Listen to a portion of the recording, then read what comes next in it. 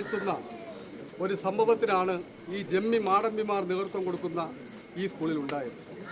ഒരു അഭിലാഷ് ഒരു പാവപ്പെട്ട ഒരു സ്ത്രീയോട് പറയുകയാണ്, നിങ്ങൾക്ക് പട്ടികജാതി ആയതുകൊണ്ട് ദുർഗന്ധം വമിക്കുകയാണെന്ന്. നിങ്ങൾ അറിയണം പ്രിയപ്പെട്ടവരെ, ഈ ആള് മാറനല്ലൂർ പഞ്ചായത്തിൻ്റെ കൃഷി ഓഫീസിലെ സ്വീപ്പറായി ജോലി ചെയ്തിരുന്നു. ആ സ്വീപ്പറായി ജോലി ചെയ്തിരുന്നു BJP ഭരണത്തിൽ വന്ന് കഴിഞ്ഞ 2 ആഴ്ചയ്ക്ക് മുമ്പാണ് അവരവിടെ നിന്ന് പറഞ്ഞയച്ചത്. അവിടെ രേഷ്മ എന്ന് പറയുന്ന ഒരു നേഴ്സ് ഉണ്ടായിരുന്നു, പട്ടികജാതിയിലെ പെൺകുട്ടിയാണ്. ആ പെൺകുട്ടിയെ പറഞ്ഞയച്ചു. ആംബുലൻസ് ഓടിച്ച വിഷ്ണു ഉണ്ടായിരുന്നു, വിഷ്ണു പട്ടികജാതി വിഭാഗത്തിലുള്ളതാണ്. ആ വിഷ്ണുവിനെ അവിടെ നിന്ന് പറഞ്ഞയച്ചു.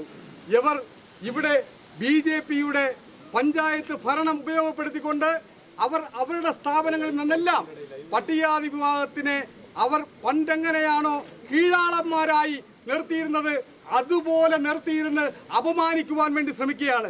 ജോലിയിൽ നിന്ന് പറഞ്ഞയക്കല്ല, പറഞ്ഞ വാക്കാണ് പ്രധാനം.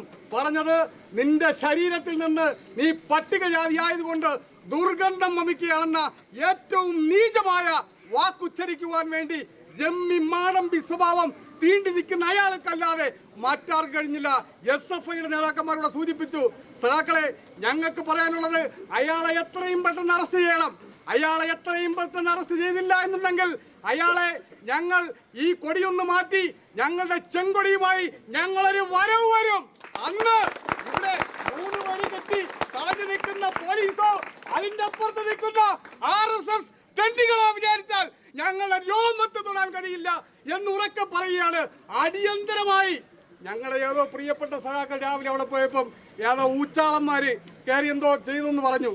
ഞങ്ങൾക്കറിയാം ആരെന്ന് ഞങ്ങൾ കണ്ടുപിടിക്കും. കണ്ടുപിടിച്ചിട്ട് പോലീസിന്റെ സാന്നിധ്യത്തിൽ പറയാണ്, അങ്ങനെ കണ്ടുപിടിക്കുന്നവരെ നിയമപരമായി ഞങ്ങൾ വിട്ടുതരില്ല, നന്നായി കൈകാര്യം ചെയ്യാൻ ഞങ്ങൾക്കറിയാമെന്ന് ഈ അവസരത്തിൽ പറയുകയാണ്.